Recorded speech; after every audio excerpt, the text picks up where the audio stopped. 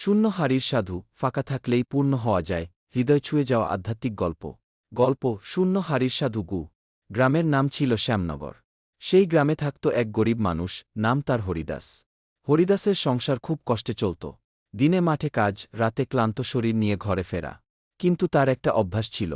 সে প্রতিদিন আকাশের দিকে তাকিয়ে বলত, হে ভগবান, আমার ঘর ফাঁকা, হাড়ি ফাঁকা, কিন্তু মনটা যেন ফাঁকা না হয় গি। একদিন সন্ধ্যাবেলা গ্রামে এক সাধু এলেন। লোকজন ভিড় করল আশীর্বাদ নিতে। হরিদাসও গেল।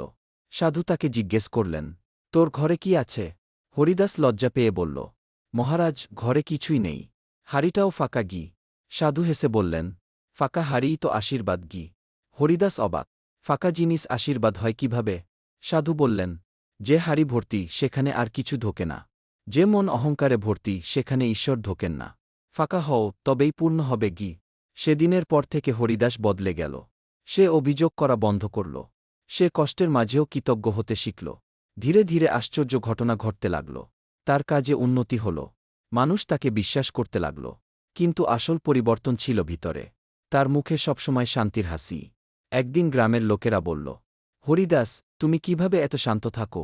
হরিদাস বলল, আমি এখন জানি, ফাঁকা থাকা লজ্জার নয়, ফাঁকা থাকা মানে প্রস্তুত থাকা। আজ যদি মন খালি রাখো, কাল ভগবান সেখানে আলো ঢেলে দেবেন গি। গল্পের শিক্ষা, অভাব মানেই শেষ নয়, শূন্যতা মানেই ব্যর্থতা নয়। শূন্যতা মানে নতুন শুরুর জায়গা। যখন জীবন তোমাকে খালি করে দেয়, তখন বুঝে নাও, নতুন কিছু ঢালার প্রস্তুতি চলছে। এই ভিডিওতে রয়েছে একটি হৃদয় ছুঁয়ে যাওয়া আধ্যাত্মিক গল্প, শূন্য হাড়ির সাধুজ্ঞ। জীবনে যখন সব ফাঁকা মনে হয়, তখন কিভাবে সেই শূন্যতায় আশীর্বাদ হতে পারে, সেই গভীর বার্তা রয়েছে এই গল্পে।